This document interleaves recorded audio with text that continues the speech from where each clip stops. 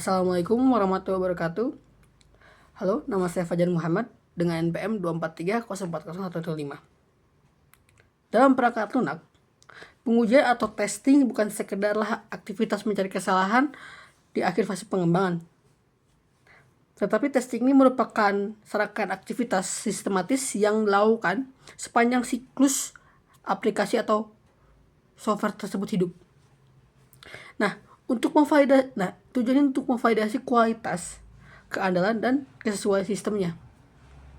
Tapi seringkali kita bingung membedakan berbagai jenis tentang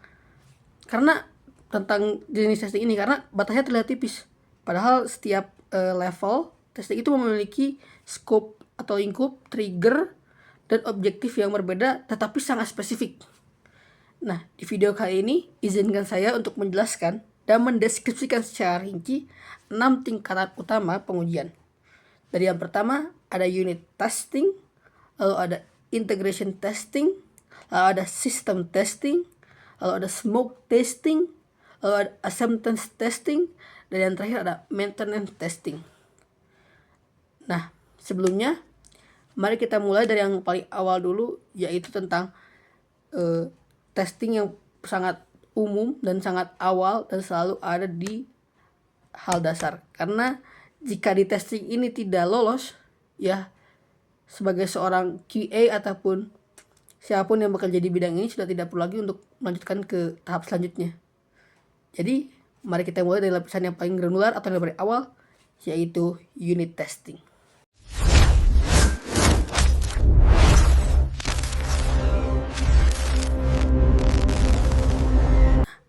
Apa sih unit testing ini?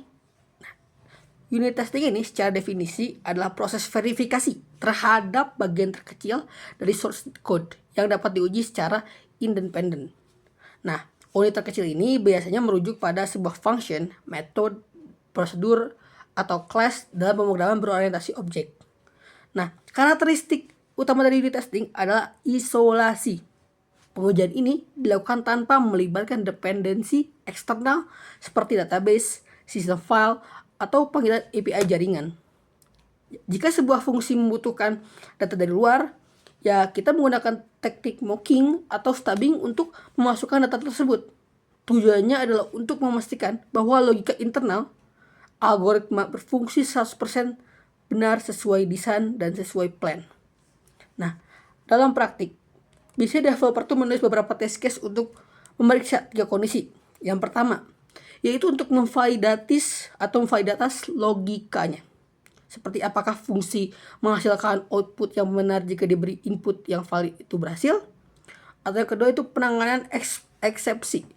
Nah, apakah fungsi mampu menangkap error jika menerima input yang tidak valid? Ya, seperti misalnya nilai 0 atau tipe data yang salah, tanpa menyebabkan crash pada aplikasi atau pada software. Lalu yang ketiga ada boundary value analysis. Nah, di bagian ini kita akan menguji nilai batas bawah dan batas atas untuk memastikan presisi perhitungan. Jadi secara garis besar sendiri, unit testing adalah fundamental kualitas code atau code quality yang berada di level white box testing.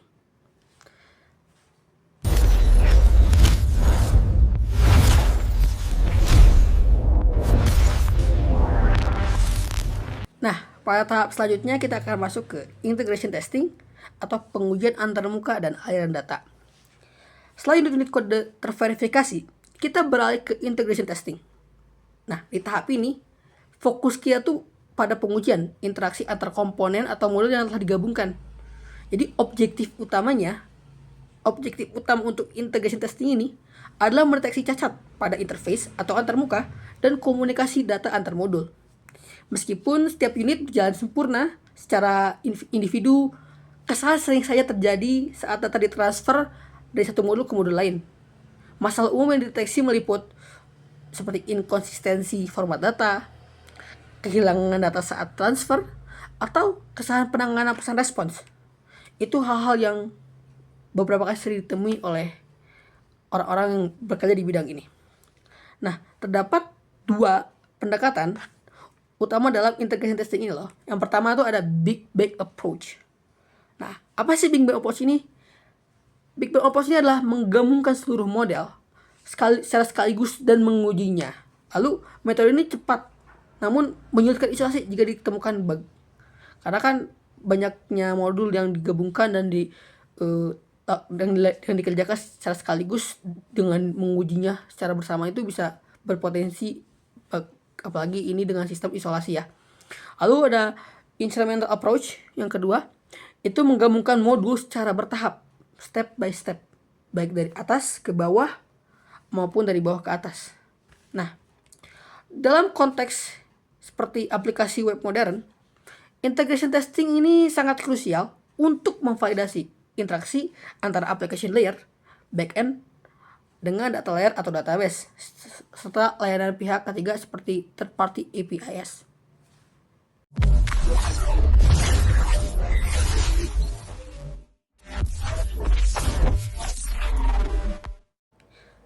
Nah, tahap selanjutnya ini ada sistem testing atau validasi fungsional dan non-fungsional.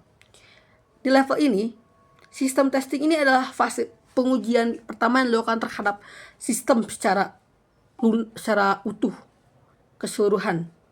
Pengujian ini dilakukan di lingkungan yang dikonfigurasi semirip mungkin dengan lingkungan produksi atau production environment. Metodologi yang bisa digunakan ini disebut black box testing, di mana penguji mengevaluasi fungsionalitas sistem berdasarkan dokumentasi spesifik kebutuhan atau SRS.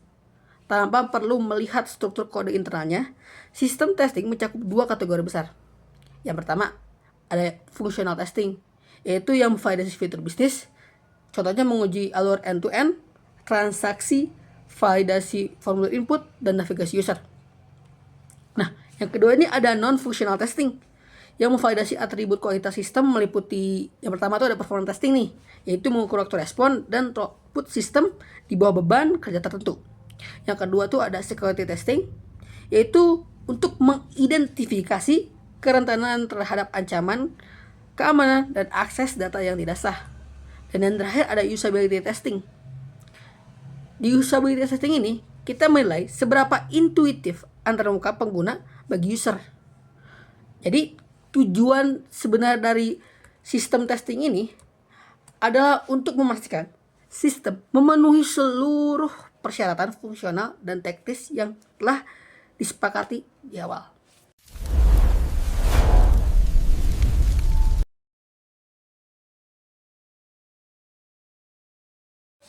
Nah, tapi sebelum sistem testing ini dijalankan secara mendalam, terdapat satu prosedur kritis yang sering disebut sebagai smoke testing, atau sering juga dikenal sebagai build verification testing. Nah, smoke testing ini adalah serangkaian tes non-exhaustive atau tidak menyeluruh yang bertujuan untuk memastikan fungsi-fungsi paling vital dari perangkat lunak itu dapat berjalan dengan baik dan sesuai dengan ketentuannya. Smoke testing bertindak sebagai gerbang, seperti gerbang kualitas awal ketika tim pengembang merilis build versi baru. Jadi smoke testing ini dijalankan untuk menjawab pertanyaan mendasar, apakah aplikasi ini cukup stabil untuk diuji lebih lanjut atau tidak. Jadi di tahap ini kita bisa menentukan ketika aplikasi dites, aplikasi ini apakah aplikasi cukup stabil. Jika cukup stabil, kita bisa lanjutkan ke tahap selanjutnya. Jika tidak, stop dan kembalikan lagi ke developer. Karena jika di tahap ini tidak lolos, ini adalah suatu kerugian. Jadi kalau misalkan dipaksakan untuk lanjut ke tahap selanjutnya pun, ini hanya bisa dibilang secara kata kasarnya itu membuang-buang waktu saja. Nah, cakupan itu sangat spesifik dan pada fungsionalitas kritis ini, seperti kemampuan aplikasi untuk diluncurkan, launch, seperti fungsi login utama, dan akses ke navigasi dasar aja dulu. Jadi jika pengujian ini gagal, seperti tadi saya bilang, kalau gagal, proses testing dihentikan seketika dan build dikembalikan ke pengembang atau developer. Ya, ini mencegah tim QA membuang waktu dan sumber daya untuk menguji sistem yang catat secara fundamental.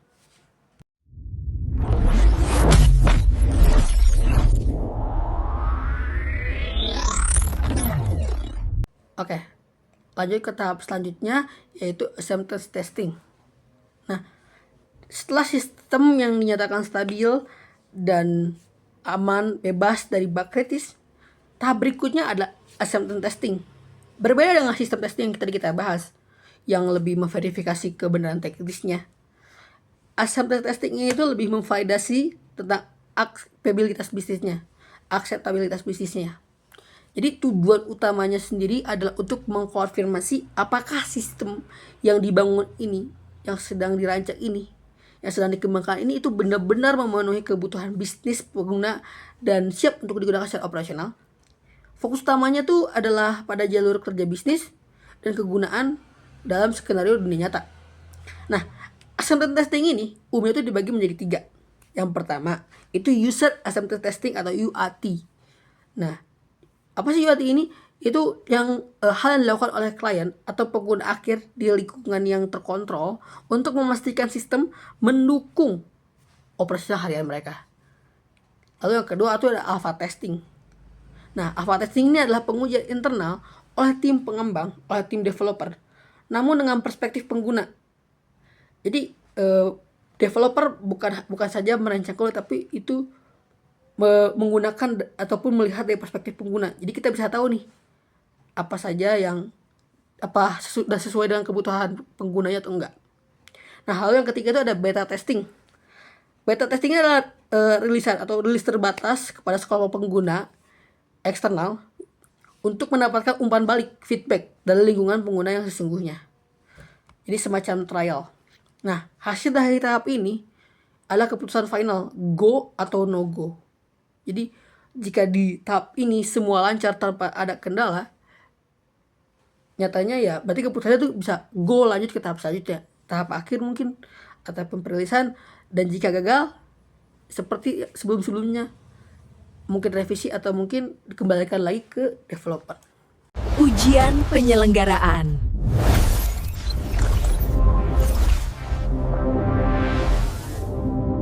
Nah, kita udah sampai nih ke fase terakhir. Di fase terakhir ini adalah fase yang seringkali memakan durasi terpanjang. Fase ini disebut sebagai maintenance testing. Maintenance testing ini adalah pengujian yang dilakukan pada perangkat yang sudah beroperasi atau sudah deployed. Setiap kali terjadi perubahan, baik itu perbaikan bug, peningkatan fitur, atau maupun seperti migrasi lingkungan. Nah, aspek paling krusial dalam maintenance testing ini adalah regression testing, atau sering disebut dalam bahasa Indonesia itu sebagai pengujian regresi. Konsepnya adalah menguji ulang komponen-komponen yang tidak diubah untuk memastikan bahwa ketika kita merubah atau menambahkan kode baru, itu tidak memberikan dampak yang negatif ke kode-kode yang kita tidak ubah. Jadi efek samping negatif itu tidak muncul di kode-kode yang kita nggak kita ubah sama sekali, atau tidak memunculkan kerusakan pada fungsionalitas yang sudah ada, agar menjaga keamanan si sistemnya. Nah, selain itu maintenance testing juga mencakup impact analysis. Apa sih impact analysis ini nih? Yaitu impact analysis ini adalah proses mengidentifikasi bagian mana saja dari sistem yang berpotensi terdampak oleh perubahannya, sehingga pengujian dapat dilakukan secara efisien dan terarah. Jadi itu untuk menjamin reliabilitas sistem dalam jangka panjang meskipun terus mengalami evolusi. Nah, kita udah sampai nih di akhir video. Jadi sebagai kesimpulan, pemahaman mendalam terhadap ke-6 level testing ini itu dimulai dari validasi logika dulu di unit testing. Setelah itu lanjut ke verifikasi aliran data di integration testing. Habis itu ke evaluasi sistem utuh di sistem testing. Habis itu pengecekan stabilitas awal di smoke testing, lalu validasi kebutuhan user di acceptance testing, hingga berakhir di pengelolaan dampak perubahan di maintenance testing. Beberapa hal yang saya sebutkan adalah kompetensi wajib bagi seorang profesional IT atau orang-orang yang bergelut di bidang informatika. Nah, dengan mendapatkan strategi pengujian yang berlapis ini, kita dapat meminimalisir atau meminimalkan risiko kegagalan sistem dan menjamin kualitas produk perangkat otak yang kita hasilkan. Demikian pemaparan yang saya sampaikan tentang software testing level. Saya harap yang menyaksikan bisa menerima ataupun bisa mendengar dan bisa mengerti penjelasan saya.